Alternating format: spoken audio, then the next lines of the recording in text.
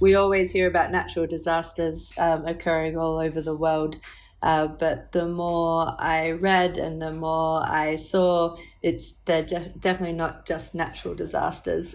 There is a huge human influence in whether disasters become as big as what they are. Vulnerabilities always increase the risk to disasters, and I just wanted to know more and learn more and to see how I could help.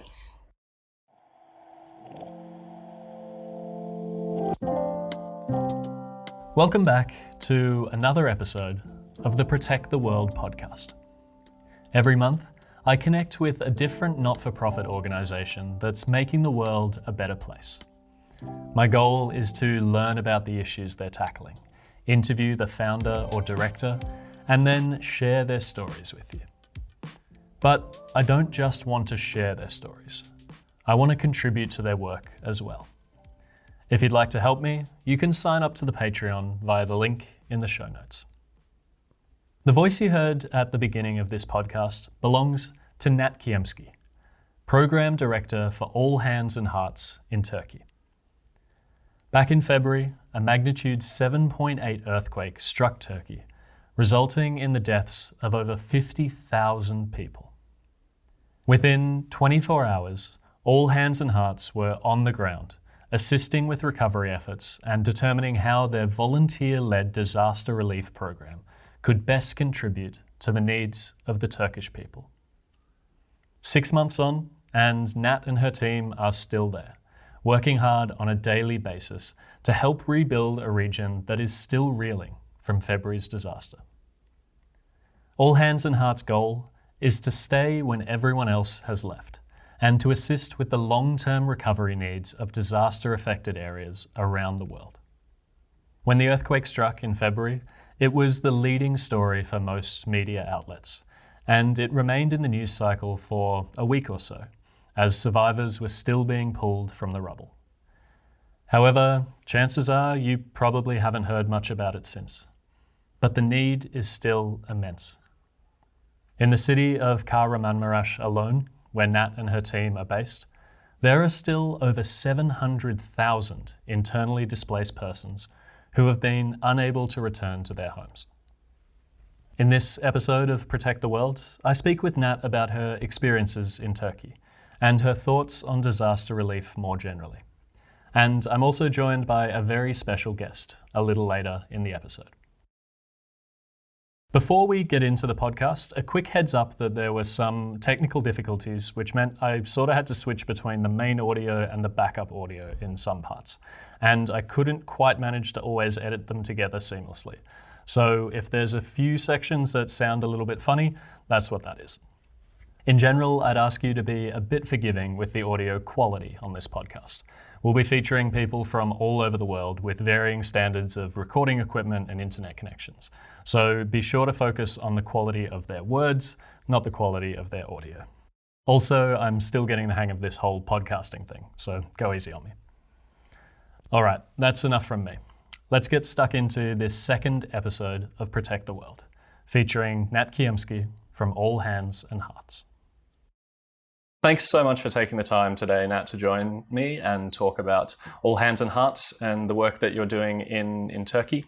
We'll get into the specifics of the project in Turkey in a moment, but I'd like to ask to begin with All Hands and Hearts as an international organisation. What is it that they're broadly trying to achieve? So All Hands and Hearts attend to disasters immediately after for a response program, speaking with the community, addressing the needs and seeing where we can assist. And then we look for longer term recovery programs where we can. So at the moment, we have been in Nepal since the earthquake in 2015 and Mexico since 2015. And the Philippines as well for many, many years. So we try to respond to many disasters all around the world, and then where we can do longer term recovery projects. So our mission is to kind of stay when everyone else goes and to address the longer term recovery needs. Great. Yeah, I'm keen to hear about those, the longer term transition and that sort of process. When did the organisation begin? How long has it been around? Do you know?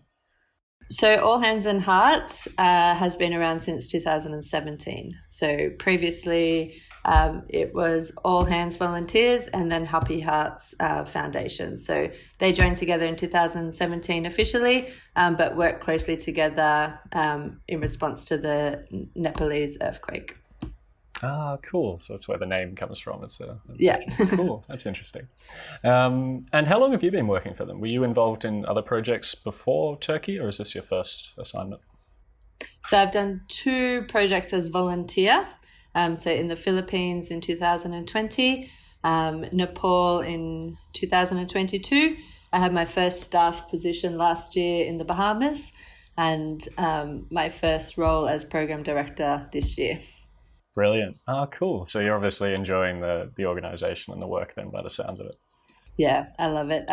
Like many people that join the organisation as a volunteer, you come once and you really don't want to leave. Oh, that's great to hear.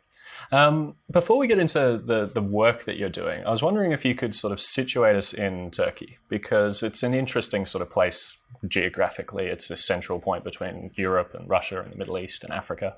And my understanding is it's sort of a real melting pot as a result. How would you describe Turkey for someone who doesn't know much about it? Turkey is definitely a very fascinating country. Working on the program, I haven't had a chance to explore as much as I would like to, but everywhere that I have been, it's so different from one another. Every city, every region is very different. There's a lot of history, obviously. There's a lot of natural beauty, and the thing that stands out to me the most is just the people. The Turkish people are some of the most generous people that I have ever met, and they're always finding ways to offer you something, whether that be a cup of tea, an ice cream, anything. They're just very generous people. Fantastic. Yeah, it sounds like an amazing part of the world. Take me back now to the earthquake in February. What exactly happened, and what was the situation like on the ground when All Hands and Hearts arrived? So on February 6th, there was a really large earthquake, 7.8 magnitude, followed by a couple of smaller earthquakes, still really, really severe. So it caused a lot of destruction in many cities in the southeastern part of Turkey and also Syria. All Hands and Hearts arrived on the 7th of February, so the day after. It was our disaster assistant response team arrived immediately to start assessing the need and to see if and how we could assist. It was quite challenging at first to figure out where we could assist, where we could make an impact. So there was the disaster assistance response team on the ground for the first month with some local volunteers who had volunteered for All Hands and Hearts in other programs around the world. And we officially opened up the program on March the 6th. So about exactly 1 month after the disaster, we opened to volunteers and staff team, and we've been here ever since. Wow. Yeah, that's a fascinating process. Tell me about that, the disaster response team. Like, you obviously have people at All Hands and Hearts that are able to, when a disaster happens, they just jump on the next flight. How does that work? That's pretty much how it goes. So there's a roster of volunteers who sign up that they would be willing to assist if there was a disaster, and they get contacted and to see their availability, to see when they can, if they can, come out to wherever they're needed. And it's a really amazing group of people. So in Turkey, we had volunteers come thinking that they might come for a couple of weeks, and they ended up filling in staff roles and really helping getting the program started. And yeah, we ended up being here for a couple of months. So yeah. Wow. And so did you come in later, or were you part of that initial team that came in? I came as a volunteer, not with the disaster assistant response team, just as a regular volunteer for the program on the 9th of March. So pretty much when the program started, I came not knowing how long I would stay for. But yeah, here I am over 4 months later. And so your position, though, is coordinator of the program coordinator, is that right? Program director? Program director, yeah. So I oversee the field work that we do, plus the operations. And yeah, we have a staff team of 11 at the moment. So we all work together, and we have volunteers. We had around 35, 39 volunteers when the program was at its peak. We have kind of slowed down a little bit now. I think that always happens. There's a lot of volunteer interest straight after a disaster. Everyone wants to come and help. But now that the earthquake isn't so much in the news as it used to be, we don't have as high a volunteer interest, but we still have around 20, 25 people at the moment. Wow. That's really interesting. Yeah. Tell me about the I guess the cycle for you as an organization versus the media cycle, because I guess after the earthquake you would get a lot of international attention, probably lots of donations, people wanting to come forward. But when does All Hands and Hearts need the most attention in a country? Yeah, you're exactly right. Straight afterwards, we do have a lot of donor interest and volunteer interest. And then it kind of does die down after a couple of months. And then we really just rely on word of mouth. So people coming to volunteer, telling their friends, posting on social media. We're lucky enough as an organisation that many times if people volunteer at one program, they want to return and volunteer at another program, or they tell their friends about their experience and then their friends end up having a look and wanting to come and volunteer. So yeah, after the media stops giving a disaster a lot of airtime, then we really rely on word of mouth and our volunteers. Fantastic. Yeah, I mean, word of mouth was how I found out about you guys. So I know a couple of people who've worked for you. So yeah, fantastic. You've sort of touched on it already, but walk me through the entire process of responding to a disaster from start to finish. Because as you said, it's sort of triaging at the start, targeting whatever those urgent needs are, and then it eventually transitions into a more sort of long-term rebuilding phase. Is that right? Tell me about that whole process. Yeah, so at the start, it depends on the disaster, but for example, if there were hurricanes that have affected a lot of homes, we'll get in there and speak with the community and see what support they need. So sometimes that's mucking and gutting of the houses. Could you explain what mucking and gutting is? So really getting in there and kind of removing the debris and everything else that is affecting the house. And then we often focus on education and schooling, rebuilding schools. So that is our primary focus. And so we speak with the community and see whether there are some longer term recovery projects that we can do. So that could be schools, community centres, or longer term home repairs. Fantastic.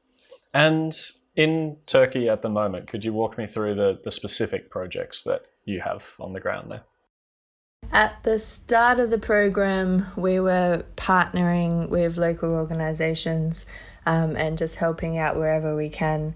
So there was a lot of donations that needed to be sorted, food that needed to be prepared and distributed. And then we partnered with a local architecture organisation who designed a community structure. So we built the community structure and now we're almost finished the second one. And then the need here is constantly changing. So a couple of months ago, there was a huge need for some camp improvements. We built stairs and ramps to allow people to have better access to wash facilities, privacy barriers around the wash facilities. It's very, very hot here now and there's not a lot of shade in the camps. So we've been building shade structures and we're hoping to continue that. a fair bit over the next couple of months. There's also a huge need for psychosocial support. And although we can't support this need directly, we can indirectly through community engagement initiatives. So it's the first time the organisation has done community engagement initiatives as a main scope of work. We've been doing activities with children and women, sewing workshops, ball games, embroidery and friendship bracelets, really trying to offer people a chance to step out of their everyday life, offer some distraction, help with the boredom, and that's a very popular scope of work with our volunteers and also with the community. Yeah. Could you tell me what the city sort of looks like at the moment? Because it's been, say, 6 months-ish since the earthquakes. How many people are sort of living in camps and this kind of thing still? What does the city look like at the moment? So the last statistics that I saw was that there's still over 700,000 people displaced in the city that we are based. So it's a mixture of people living in camps and also container settlements. A few months ago, everywhere you looked, there were just tents. Every green space, every public area, on the grounds of schools, on the grounds of mosques, tents next to people's houses. But there has been more of a push to get people in more formalised settlements, but there is still a lot of people living in tents, and they probably will be for the foreseeable future. The city itself, there's a lot of high-rises in the city that are just there. Even the ones that are not destroyed are still very vacant and probably will be for some time. There's a lot of damage, or people just don't feel comfortable moving back into high-rise buildings. I was going to say, is there a lot of fear around more earthquakes and that kind of thing? Do you get a lot of sort of long-term trauma in that regard? Yeah, absolutely. So a couple of months ago, it was probably more obvious. People were sleeping in their cars because they were too afraid to stay inside. So even if they didn't lose their homes, they would opt to sleep in a car. There's been a lot of aftershocks around the city, and it is a tectonically active area, so there are often small earthquakes. So yeah, it's definitely triggering for many people, and yeah, lots of people aren't prepared to go back into their homes. Yep. And after an event like this, how long roughly would it take to get the city back to a position where you couldn't tell that there was an earthquake? Does that make sense? Yeah, I mean, it's going to take years and years here. The rebuilding process is very way off. They're still cleaning up the city. There's still buildings everywhere, just half standing, and local businesses, not just homes. So many people have been affected here. Everyone you talk to has been affected to some degree by the earthquake. So generally speaking, like container villages, they're looking at about 3 to 5 years that these will be transitional homes until rebuilding can really get started and completed. Yeah. Could you describe what a container village looks like? I'm sort of picturing shipping containers. Is that right? Yeah, so similar to shipping containers, but made out of different materials. They offer more protection from the weather. It's very hot here. It's going to get very cold again. It's also incredibly windy, which is very challenging living in a tent. There's some local organisations looking at different sustainable material options, especially in some of the cities where there's not a lot of people yet living in the containers. But yeah, transitional homes for the next 3 to 5 years is the goal with the container villages. And I guess in that, say, month, 2 month, 3 month period after the earthquake, how do you go about engaging with local communities? Do you have translators on the ground? Are you mainly working with NGOs who are already there and established initially? What's that initial process like? So we're lucky enough in our staff team to have 4 Turkish staff members who just are the biggest support for people like myself who have very, very, very little Turkish. But like you said as well, we do work a lot with some established NGOs and local partners. It's definitely very challenging. There is very, very little English spoken in this region, but with the support of our Turkish staff, we definitely get by. And Google Translate is very helpful as well. Fantastic. I love that. I imagine for many of your volunteers, it's probably their first time in this kind of situation. How soon after the disaster do you send in volunteers, and do you sort of prioritize more experienced ones initially and then bring in newer ones, or how does it work?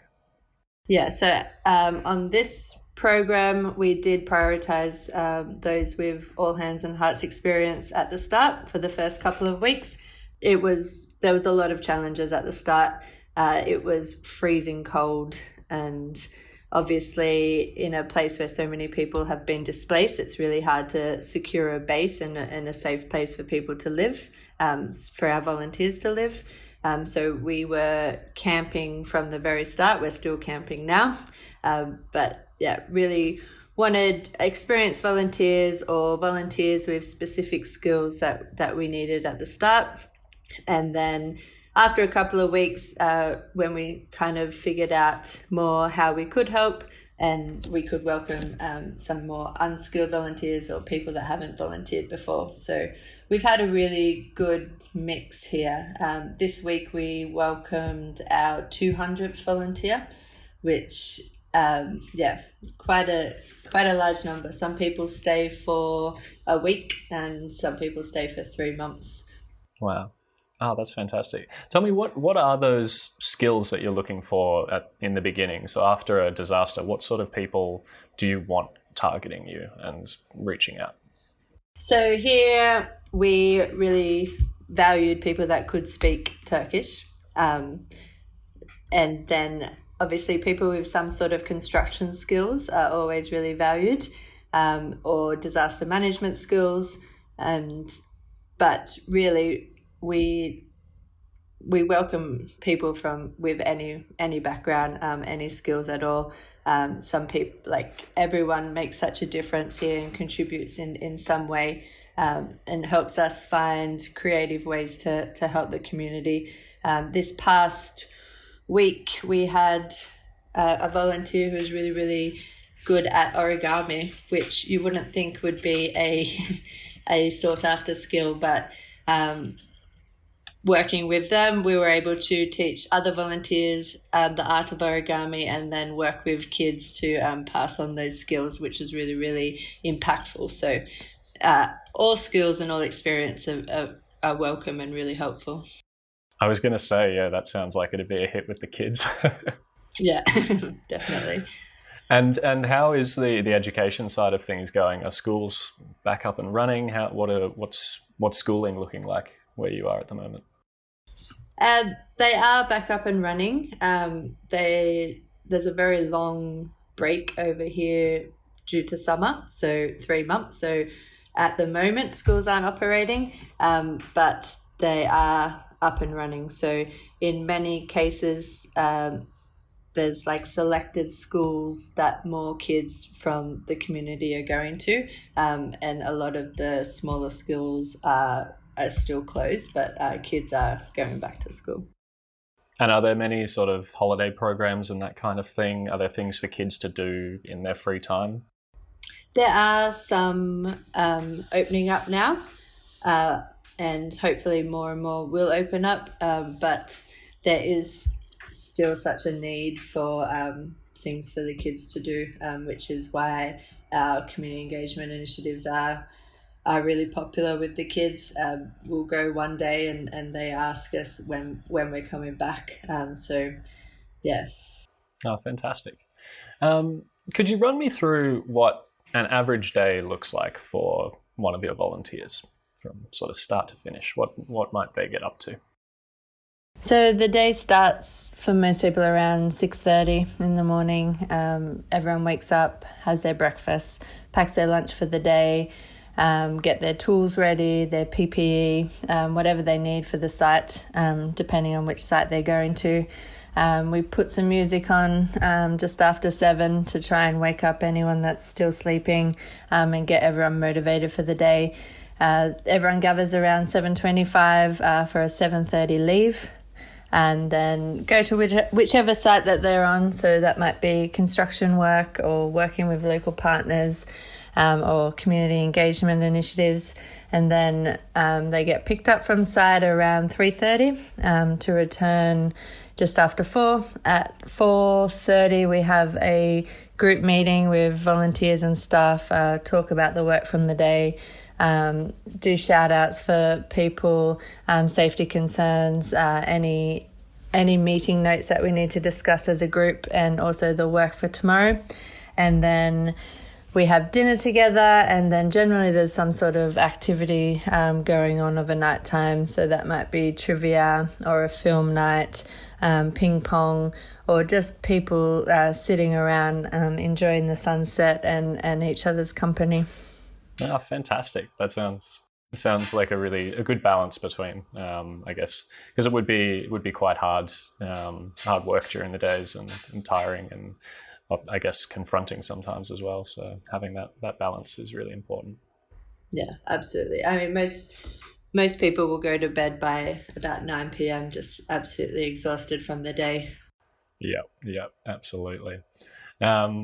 Your volunteers, when people apply to become a volunteer, is there much sort of preference over where you get placed, or is it you submit an application and you're sent to where you're needed? So it is up to the volunteer. So on our website, we have listed all the active programs. And so volunteers can apply through the website. If that program is full, we will send a suggestion of other volunteer programs that have space. Brilliant. And is it a competitive process, or is it sort of anyone who wants to volunteer would likely get a placement somewhere? Anyone who wants to volunteer is absolutely welcome. Brilliant. There you go. So if anyone's looking for a change of pace, there's always opportunity there. Yeah. This seems like a good spot to pause the conversation with Nat and introduce you to our special guest for this episode of Protect the World. Last year, while traveling through Latin America, I spent a bit of time on the front lines of the Venezuelan refugee crisis, filming a video about an amazing humanitarian organisation called On the Ground International. One of the coordinators at that organisation was Lucy StJohn, who you're about to meet. And at the very same organisation, I also met Grant Clark, a civil engineer who'd spent more than a decade working on disaster relief efforts all around the world. Grant had spent much of this time coordinating projects for All Hands and Hearts in Nepal, Mexico, Mozambique, and Guatemala, and he was a strong proponent of their work as a not-for-profit organisation. I kept in touch with both Grant and Lucy, and when I saw that Lucy was volunteering for All Hands and Hearts in Turkey, I reached out to start arranging this podcast. I wanted to focus on Nat and her role as program director in Turkey, but I also knew that I had to get Lucy on to chat about her experiences as a volunteer as well. She was more than happy to oblige, and she joined me from Poland, where she'd just begun a new role with All Hands and Hearts as part of their response to the crisis in Ukraine.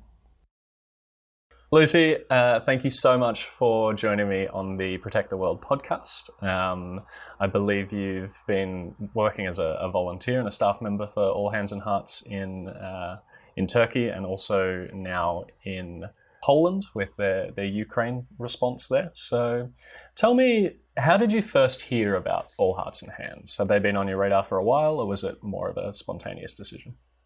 I had heard about them from a friend, Grant, who I met in Colombia last year. He'd volunteered and worked with them as well, and he told me that they were a great organisation. So when I was job hunting, I searched them, and there was a job I went for. Sadly, didn't get it, but I went to volunteer and did end up getting a job once I was there in Turkey. So yeah, it's I only heard about it last year, so it's relatively recent on my radar. Very cool. How long were you volunteering before you transitioned into the staff role? I was volunteering for about a month and a half before I transitioned. Fantastic. Very cool. Yeah, I actually heard about All Hands through Grant as well. It was the first place I'd heard. And then when I saw you volunteering for them, I was like, oh yeah, that's right. That'd be a cool one. Nice. What was the volunteer application process like? Did you apply specifically for the project in Turkey, or were you sort of happy to be sent anywhere? Yeah, so you apply for a specific program, and it's really, really easy. Literally anyone can go. All they ask is that you get a background check, so that they know you're actually able to be living with other people in a safe environment. But yeah, really it's for unskilled volunteers, so you don't have to have any skill, which I think quite a lot of people worry about. We mostly do construction, so if you do have any construction skills, then it's very useful, but it's not necessary at all. Yep, great. And yeah, were you able to sort of pick where you wanted to go, or? Yeah, so on the website, it will come up saying like all the different programs, and then you can apply to all of them if you want to, or just one of them. And then usually, it depends how many volunteers that they're accepting on a program.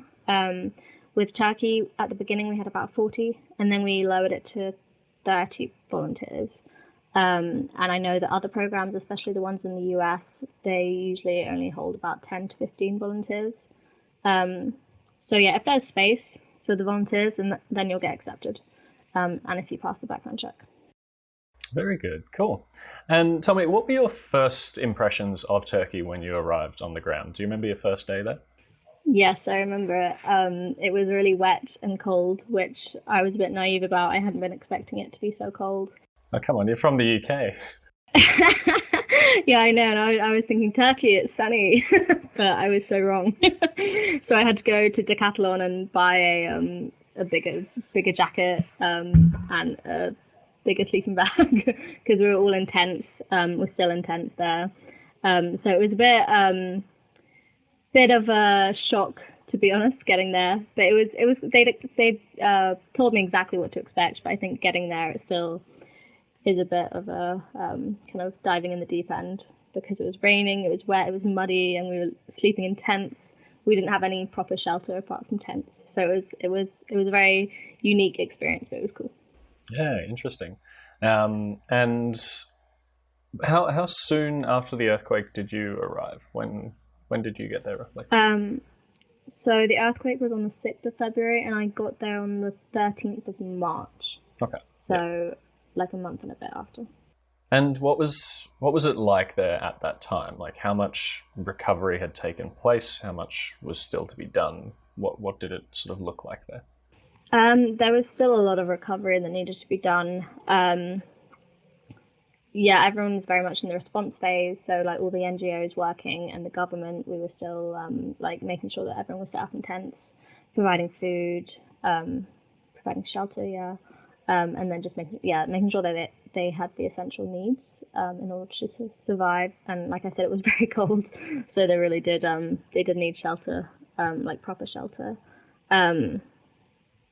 So yeah, like they're still kind of there's a lot of demolition going on at the moment, even now, because even the buildings which didn't get destroyed in the earthquake, they'll need to be destroyed because they weren't built to the correct standards.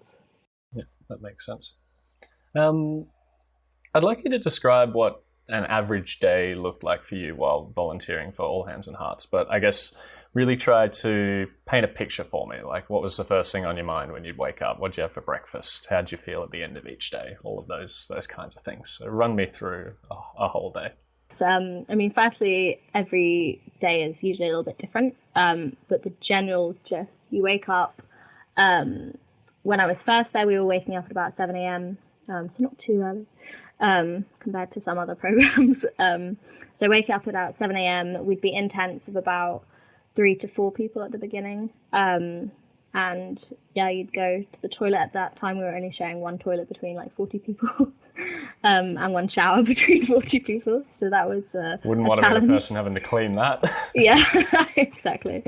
And then you would have breakfast, which would usually just be like some jams and chocolate spreads and bread, cereal, fruit, that kind of thing. Very kind of do-it-yourself. Then you'd always clean up after yourself as well. And then we would have the team meeting, so the volunteer meeting, and that would just kind of be describing what we're doing for the day. You'd sign up for where you're going that day, because we'd have a few different sites that we would volunteer at. Because within Turkey, because I think a lot of all hands projects, they work on their own projects, whereas we were working with other partners. So one of the partners that we worked with was TRC, which is the Turkish Red Crescent, which is like the equivalent of the Red Cross. So most of my days when I was a volunteer, I spent at TRC, which was in their warehouse. So kind of sorting through donations which were being sent over, and then packaging them up and so that they were easily, you could just grab them and know exactly what was in those boxes. So it was sometimes a little bit monotonous, the work, but it was really like fun. The people that you were with always made it fun. And like the partners, like the guys at TRC were really, really great and fun. So yeah, sorry, I got a bit sidetracked. We'd have the volunteer meeting. Then we would basically get onto the shuttles. We'd have shuttles which would come and pick us up from the base camp where we were living, and then take us to the sites that we were working at. So yeah, like I said, I was always at TRC, so I'd usually go there. But you usually don't go to the same place all the time. I went there quite a lot because I was one of the team leaders, which means that you're just kind of the liaison between all the staff at base and then the partners on site. So if anything went wrong, you were the person to talk to, and the volunteers came to you for any questions. And it was nice to have a bit of consistency for the staff members to send the same person there each time. So yeah, I usually went to TRC, but there were other organisations which did similar things, or you'd be in the kitchen, helping to cook food to hand out to refugees. Not refugees, sorry, IDPs, internally displaced persons. So yeah, it's really important not to say refugees, so I feel really bad about that. They're not refugees. Then we'd get to site around 8ish, although we actually changed that timetable because Turkish people don't really start work until about 10. So we ended up delaying everything a little bit. That sounds nice. Yeah, yeah, it's nice. And then we'd get back to the base camp at around 5 or 6, I think. And then we'd have dinner. At the beginning, we had dinner prepared by another organisation which was preparing food for the IDPs. And then when we moved base, because we started off in a very horrible base, to be honest, it was surrounded by warehouses. And then we moved to a base which was surrounded by olive trees, so very different vibe. And then we got catered, so people would cook. I think a local couple, maybe not a couple, but a local organisation in the village cooked for us each evening, and just delivered the food. So that was great. Very nice. Cool. Are there any memories in particular from your time in Turkey that I guess really stand out for you?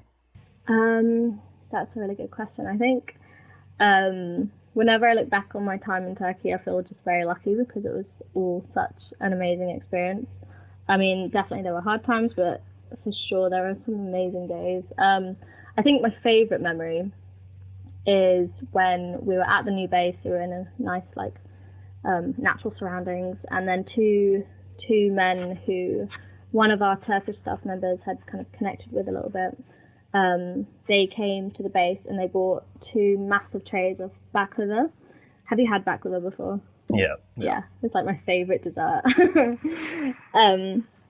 So that made me very happy. But then it was an evening where we'd had quite a few new volunteers arrive, and having the baklava arrive was just amazing. And these people, they had been through so much hardship and just trauma.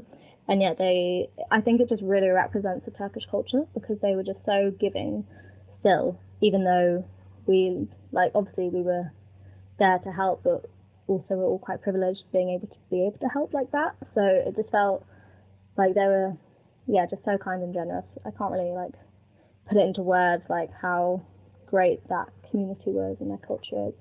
But yeah, it was a really good kind of exemplifying act to show what the culture was like. And then after that, so they'd given us the trays of baklava and they were talking to us. And then we had a karaoke night. And then one of our staff members who came and did, I don't know what it's called. It's like when you have these two, I can't remember what it is, but you have these two like fireballs and then he was like swinging them around. Like fire twirling, yeah. Yeah, yeah. I was like, what is going Cool. on? But it was a very nice vibe, and it just kind of, I think being on an all hands project, you forget how rare it is for such, like just to be in such close proximity to so many really kind and amazing people. And that night just kind of reminded me how fun and kind everyone was, and also, yeah, the Turkish men were just great. Yeah, Nat was saying exactly the same thing. That was when I asked her to describe what Turkey was like generous and those sorts of things were the first things she was saying. Yeah. Were there any particularly tough days? Did you ever think about packing up and heading home or anything like that? I never thought about packing up and going home, but there definitely were tougher days. Like when, at the beginning, when it was just so cold, there were nights when it got to -2, and quite a few people weren't prepared for that. And it was just like you'd wake up just freezing. You just wouldn't get warm. So I think really it was just the weather which made it really difficult. But I think what was actually really good about All Hands and Hearts is that there were quite a few organisations which did try and find like proper accommodation in like hotels or something. And I think it was quite a good experience to actually be able to like say like obviously we've had nowhere near the amount of like hardships that the Turkish people went through, but to be able to live in tents, at least like you had the idea of what they were going through in like the moment that they were living in tents too. So yeah, like obviously there's no comparison, but I think if I'd been in a building and then I'd come out and like started like working with the IDPs, I'd just felt awful being like, oh well, I've had a good night's sleep, but you've been freezing. So it kind of like whenever I'd like wake up like that, I'd be like, at least we're doing it for a good reason. Yep. Yeah, absolutely. That makes sense. How would you describe the other volunteers that you're working with in Turkey? What are the people who work for All Hands like? I mean, I think we've all got like the common trait that we all want to be there to do some good. But honestly, beyond that, anyone can go their own direction. Like everyone is so different and unique. But yeah, everyone is so kind in general. Like obviously there sometimes might be a few people you're like, oh, how did you end up here? But generally like everyone is just like so kind and usually so funny. And I always say this, I would always have to do an orientation when I was staff member to all the new volunteers, kind of talking about diversity and stuff. And I'd always say how in an all hands project it's such a rarity that you will be surrounded by such a diverse group of people in one small like space, and always just to kind of take advantage of that and like learn from everyone. But everyone, yeah, it was just a great learning experience for everyone, I think, because you are just put into close proximity with people you might otherwise not be friends with. Yeah, definitely. What sort of age range are we talking with the volunteers? Honestly, from like 17 to 76, I think was our oldest. 76? Yeah. Wow. I hope I'm still going into I know, disaster right? zones when I'm 76. Yeah, that's yeah, pretty, that's they're pretty amazing. Cool. And they like think nothing of it. It's like, they're like, yeah, I can do it. Yeah.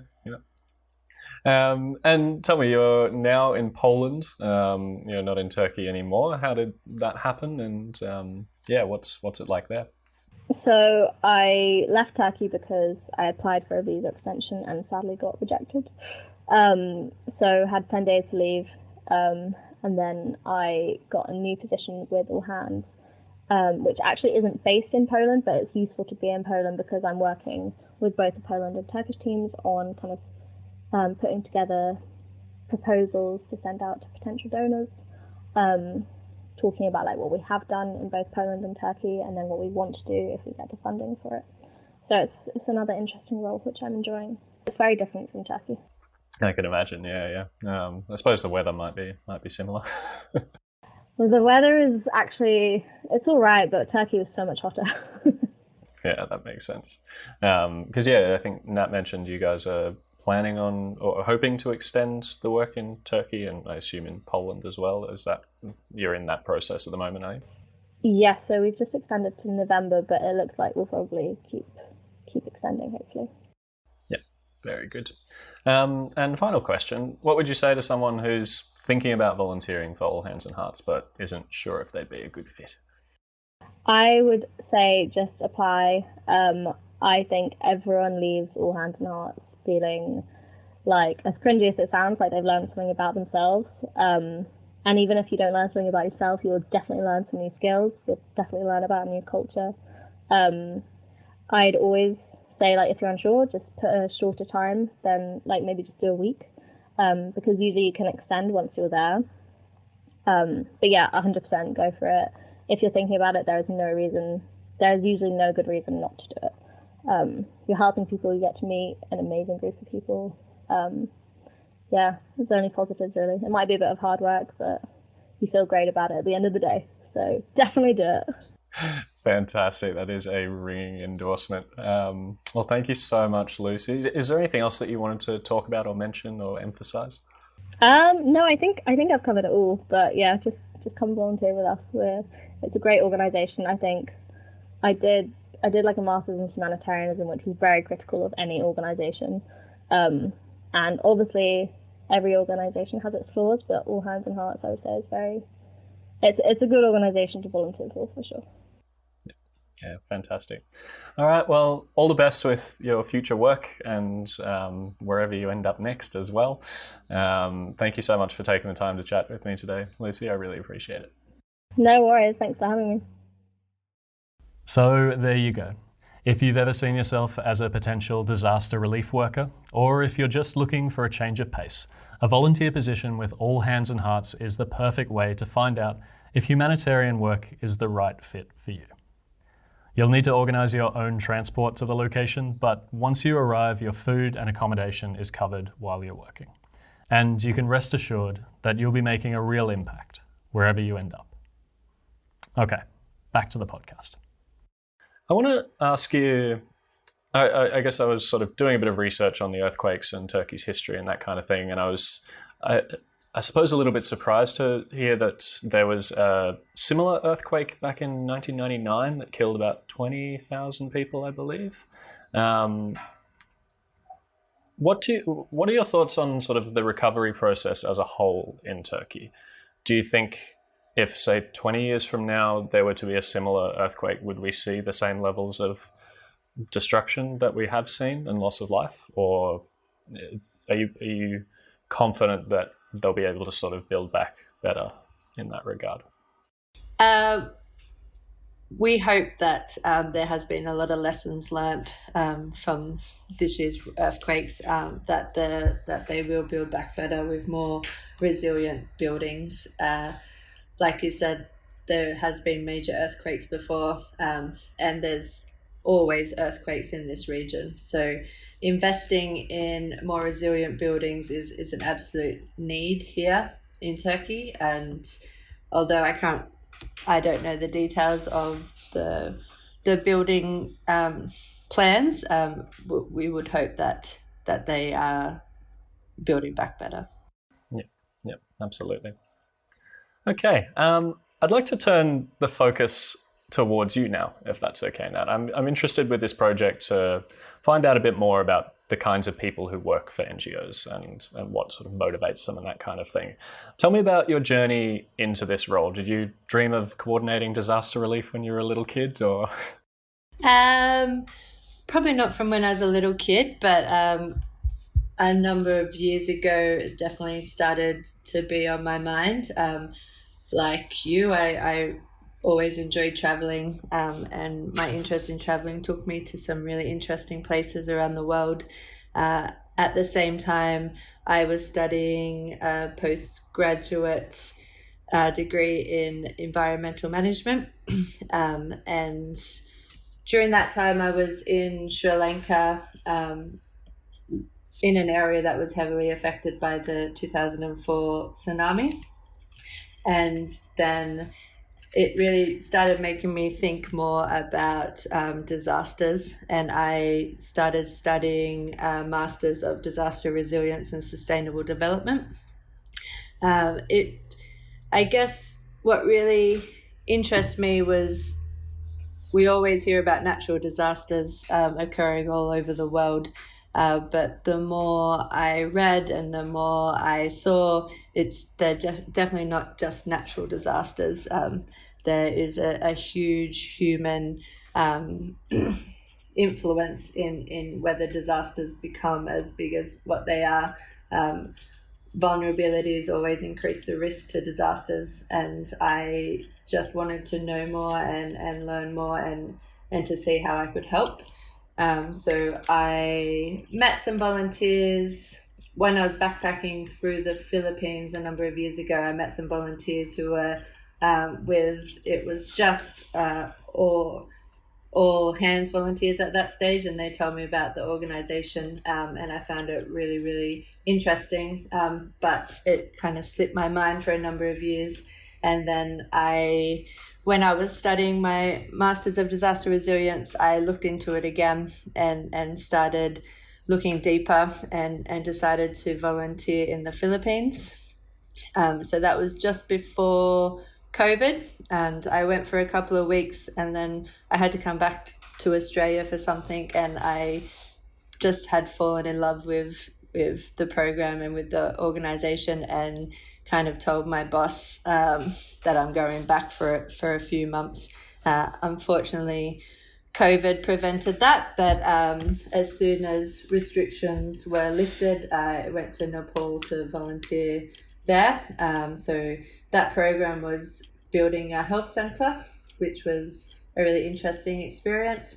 And from there, after that, I had my first staff role, which was in the Bahamas last year for Hurricane Dorian recovery program. I'm interested in that dynamic between sort of resilience and preparation versus responding after a disaster. I don't know if you're able, but could you give some examples maybe of a case where a disaster has hit and the region was well prepared versus not very well prepared, and what that sort of spectrum looks like? I think when you look at the 2019-2020 Black Summer bushfires in Australia, the scale of those fires were absolutely huge and obviously had many, many devastating effects. I also think there was a potential for a lot more lives lost than what actually occurred. I think we have learnt so much from past events. We've understood the risk better. We've prepared people better, empowered people with knowledge so that they can build resilience in their own homes, in their own community. Early warning systems have improved, evacuation routes. There's obviously still so much more to learn, and hopefully through those events we learnt stuff that could prepare us for future summers. But I think it is an example of building resilience over time. Yep. And for earthquakes, and I guess particularly in the global south, what are the key priorities for rebuilding afterwards? Is it about materials? Is it about the height of the buildings? Is it about how people respond when an earthquake hits? What are the key sort of focus areas in building resilience? There's a lot of research, information, designs on earthquake resilient buildings and materials. So investing in these is really going to build resilience. But additionally, just understanding the risk more, empowering the people, disaster risk reduction training, all of these things combined can build resilience in the community, not just in the buildings themselves. Yeah. Was there a particular moment or person that inspired you to get into this kind of work? Maybe not a moment, but I spent a fair bit of time in Papua New Guinea working in my previous work. What was that role? So I was working in science, so I was managing a lab over there. And it was the first time that I had spent a lot of time in another country and really getting to know the community. So it was not straight after quite a lot of earthquakes had happened in Papua New Guinea, but the effects were definitely still being seen. And just kind of speaking with the locals and seeing how there was so much opportunity to empower them, which probably wasn't happening at that stage. There was priorities in other areas. It just really motivated me more to get more involved. Yep, fantastic. And touching more on motivation there, I guess. So what would you say it is that motivates you and gets you out of bed every morning? So why this and not a 9-to-5 office job back in Melbourne? So probably two things. Firstly, the volunteers that we have on the program. It's really amazing to see people come from all over the world, and as we've already discussed, some people, it's their first time. And seeing how being on a program affects people, it's really inspiring and motivating to keep the program running, to keep it running as good as what we can. And secondly, just finding ways to make some sort of impact in the community, some sort of difference. Obviously, there is such a huge need here that sometimes it feels like it doesn't matter what you do. It's never enough. It's not making a big enough difference. But even small projects, they can make a huge impact. One week we built some very basic stairs up a little hill in one of the camps, and by the end of the day, those stairs were being used by pregnant women. So many people found it so much easier to access wash facilities just with this small project. And when you see the impact of something like that, you realise just how much collectively all these little small things can make a huge difference to the lives of the people in this community. Oh, that's brilliant. Just going back to that first one quickly, could you talk a little bit more about the kinds of impacts that you see on volunteers and how they evolve and change over their placement?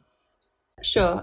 So sometimes it can be learning different skills. So people come with no construction skills and they get to learn how to use different power tools, just the basics of construction that I think a lot of people really appreciate.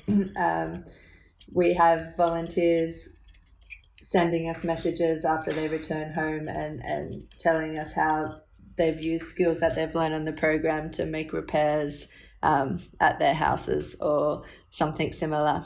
And then I think that there's something really special in being around like-minded people all the time. People who, like you, have dropped what they're doing to travel across the world to try to help. We live in a camp that is very basic and has a lot of challenges, but everyone is always so positive, trying to help one another, trying to learn from one another, building connection and building community. I don't think you see that in most places in everyday lives, and I think it has a real power to influence each individual that comes through the program. Yeah, that sounds exactly like the experiences that I've had visiting similar organizations to you. It's meeting those like-minded people. I mean, that's how I heard about All Hands on Hearts, and there is something really special about the people who decide to do that kind of work and spend their time that way. Absolutely. I want to ask you about, and this can be either in Turkey or a previous project, but I want to ask you about your toughest and most challenging day or experience that you've had in the role. But I also want to ask you about your best and most rewarding day or experience. And I guess I'll let you decide which one you want to talk about first. I think the best moment for me is just seeing the impact on the community. I think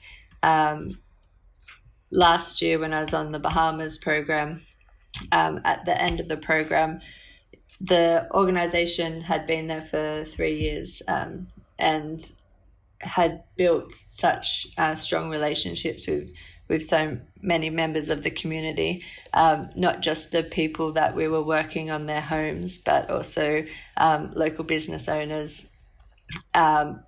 Just everyone in the community really knew the purple shirts and we're really grateful, and we had really amazing relationships. So when the program finished last year, it was the final program for the Bahamas, and just speaking with the community there at the end, it was can't really express what it feels like for them to have so much gratitude, even not gratitude towards me, but gratitude to everyone, all the volunteers, all the staff members, and all the impact that had been made collectively over a 3-year period. That was really, really special. And although All Hands and Hearts has only been in Turkey for a couple of months so far, moments that I can see those connections building here are probably my favorite memories, and it's the same. It's not just with the community that you're helping, but everyone, taxi drivers, local business owners, shopkeepers. It's seeing someone that you recognize and smiling and waving, and just knowing that the connections that you're building are as important for them and you as well. Yeah, that's brilliant. I mean, it sounds like connection is the theme there that is really standing out. Fantastic. What about on the other side of things? Have you had any particularly challenging or tough days in the role? At the start of the program, we didn't have a lot of time to plan ahead. We were still trying to find ways to help, to talk with local organisations, to see how we can make an impact effectively, and also have environments that were safe for our volunteers. At the same time, that was when we had so many people wanting to come over and help. So a really fast growing program, while still trying to find effective work that we could be doing. And then with not much notice, we also had to move bases, which isn't an easy task to do. To kind of build a home in a field in the middle of an open space, and to think about every little detail that goes into building a home. That was quite challenging because we really didn't have much time to do that, but it just really highlighted everyone came together. We had all our volunteers and all our staff members helping us set up the home in a really, really limited time frame. We dug toilets, we set up tents, we built a kitchen, and it wasn't just us, but like local community members that we had never met.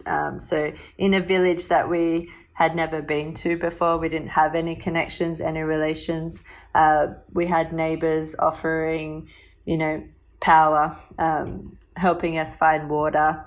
Everyone kind of came together, and within 2 days we had built this kind of amazing home. So it was definitely a challenging time, and the weather at that stage was really, really difficult to be camping in. It was freezing cold, heavy rains,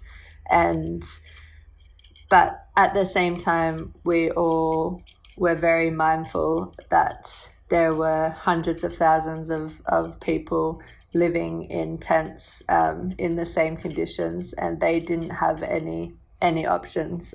They couldn't leave if they wanted to. So yeah, that was a really challenging part of the program that sticks out in my mind, but also it was really beautiful to see everyone come together and to get it done. Yeah, that sticks out in my mind. I remember in the days after the earthquake reading the news that was sort of coming through, and the descriptions of the freezing cold temperatures at night and looking for people and that kind of thing was really vivid. But that sounds like an incredible story in building a house and that kind of thing. You'll have to send me through some photos if you've got some. I'd love to see it. Yeah, absolutely. Cool. And do you know how long is the project's going to be still running in Turkey, or is that sort of an open question? So officially we're here until very early October, but we're discussing extending that here in Marash, or maybe looking for other places that we can support. There's lots of things to be considered. The need here is always changing. So at the moment it's really hot, so we're working on like summerization and providing shade for people. Obviously when it comes to September, October, that's not going to be as much of a need. So we're working on ways that we can see how we can support towards the end of summer, and with the community centres. Obviously funding comes into it, and also the volunteer interest that we spoke about earlier. Do you have any involvement in Syria as well, or is the situation just too volatile there to be sending people? Yeah, too volatile to be sending people. Yep. And what are your plans if the project wraps up in October? Will you be on to the next disaster location, or will you be looking for a change of pace, do you think? I would take some time off to probably do some traveling, or just take it easy for a little while. But yeah, definitely want to continue this journey. I've really enjoyed how much I've learnt here, and want to continue. Oh, that's great to hear. Where have you got in mind for your travels? Anywhere on the bucket list in particular? There's so many places around here. I want to go to Jordan, Georgia, and probably Egypt. I haven't been to either of those places, and they're quite close here. So cool. That sounds great. All right, we're almost done, but I have a couple of quick fire questions that I like to ask everyone. Are you keen for that? Sure. Okay. Question 1, you're allowed to pick one person, living or dead, and you get to live their entire life from start to finish. So you pause your life right now, you live their entire life experiencing everything that they experienced, and then you get to come back to your life with all of their memories. Who do you choose? Wow.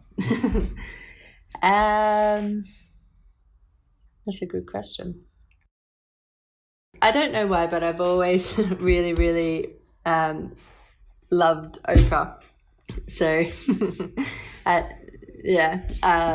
she's had quite an interesting life, and I think the last few years she's done a lot of interesting podcasts and a lot of interviews that I've really connected with, and I've read a lot of her books, and really, really enjoy some of the things that she talks about. So I think it would be quite interesting to have lived her life.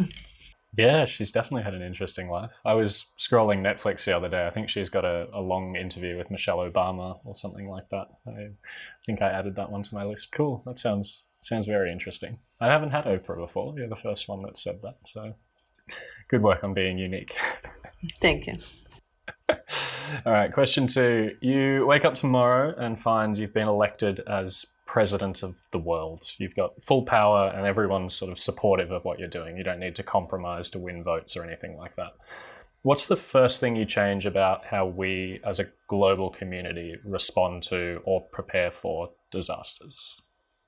I think prepare for, there is such a opinion that disasters are very much natural. But I remember when I was doing my master's, there was a statistic that really stuck with me, and that although disasters in like developed and undeveloped world, there's not a huge difference in the percentage which occurs in both. The effects are so much disproportionately affected by the underdeveloped countries. So it was like 95% of deaths and livelihood loss in the underdeveloped countries. So I think that really highlights just how much vulnerabilities increase the risks of disasters. So I think, focusing on the underlying vulnerabilities that exist can really decrease the risk and can make such a huge difference in the effect of disasters.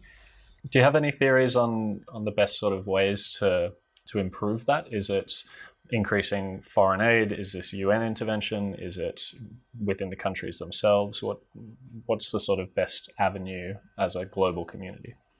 I think really understanding the risk is a huge one, as well as like just everyone kind of coming together. So a mix between government, businesses and the local communities themselves, NGOs, everyone coming together and partnering to reduce the vulnerabilities. Great. And we're almost done, but 2 more questions. Firstly, what are some other organizations that inspire you or whose work you admire? I get most inspired by the smaller local organizations. Here in Turkey, constantly hearing of really small organizations that are just doing what they can to make a difference with some really creative ideas, creative solutions. And I can only imagine how many smaller organizations around the world are doing amazing things. Brilliant. Fantastic. And a final question for you. If people were to donate money towards All Hands and Hearts and their disaster relief project in Turkey, what sorts of things would that money go towards? So, we're really proud that 95% of every dollar goes directly to the programs. So that is making a direct impact on the community. So building the materials required for building. So here in Turkey, building the community centres, building the shade structures, building the stairs and the ramps for camp improvements. In other programs, it's the materials required to rebuild schools or to do repairs on homes. Fantastic. Well, the idea with this podcast is that every month I want to feature a different not-for-profit organisation, and then I also run a Patreon where people can sort of support the project. And half the money that comes in helps me to keep sharing more stories and to hopefully get back on the road and make videos about NGOs as soon as possible. But then the other half goes directly to those organisations that are featured. So on behalf of all of the awesome people who support this, I'll be sending over that donation to All Hands and Hearts in Turkey very shortly. A big thank you to everyone who does support this project, and an even bigger thank you to you, Nat, for taking the time to chat with me today about all of the amazing work you're doing. It's really inspiring. Thank you. Thank you. Thanks for having me on and for the donation. That's really, really appreciated. And we can continue to make as much impact here as we can. Fantastic. Is there anything else that you wanted to touch on before we wrap up? Any questions I should have asked but didn't, or anything else you want to talk about? Not necessarily, but just touching on a point that we have discussed is just the experience of volunteers that come to our program. So if anyone is interested in volunteering, take a look at the website.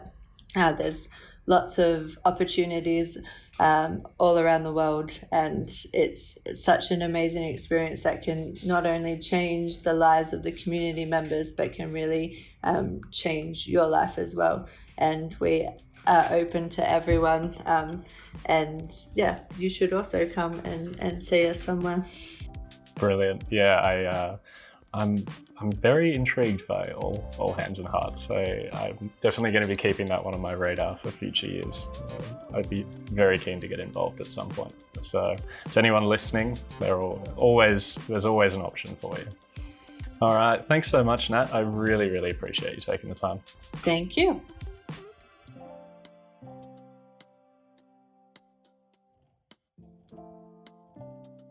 That was Nat Kiemski, Program Director for All Hands and Hearts in Turkey. I found the work of Nat and her team to be highly inspiring, and I hope it gave you a bit of an insight into what disaster zones are like after the media dies down, and the world turns its attention to something more captivating. There were 3 key points that Nat made, which I'd like to draw attention to. The first was this one. So the last statistics that I saw was that there's still over 700,000 people displaced in the city that we are based. So it's a mixture of people living in camps and also container settlements. A few months ago, everywhere you looked, there were just tents. Every green space, every public area, on the grounds of schools, on the grounds of mosques, tents next to people's houses. But there has been more of a push to get people in more formalised settlements, but there is still a lot of people living in tents, and they probably will be for the foreseeable future. 700,000 displaced people, 6 months after the earthquake, just in the city of Kahramanmaraş alone. This emphasises the dire importance of sustained relief following a disaster. The money and resources directed towards rescue efforts in the immediate aftermath of a disaster are vital for ensuring the survival of as many people as possible. But we need to ensure that a similar amount of attention goes into rebuilding people's livelihoods in the period that follows, so that we don't still have people living in tents 6 months later. If you're someone who contributes to humanitarian relief efforts in the wake of a disaster, that's brilliant. But stick with that story. Find out what the situation is like on the ground a few months later, and you may just find that this is the time where your donation can have the greatest impact. Indeed, by contributing to recovery efforts, you can help build more resilient communities and minimise the impact of the next natural hazard before it strikes. The second key point I'd like to discuss is this. Although disasters in developed and undeveloped world, there's not a huge difference in the percentage which occurs in both. The effects are so much disproportionately affected by the underdeveloped countries. So it was 95% of deaths and livelihood loss in the underdeveloped countries. So I think that really highlights just how much vulnerabilities increase the risks of disasters. People who study environmental geography tend to agree that there's no such thing as a natural disaster. Rather, there are natural hazards, which become disasters when they interact with vulnerability and inequality.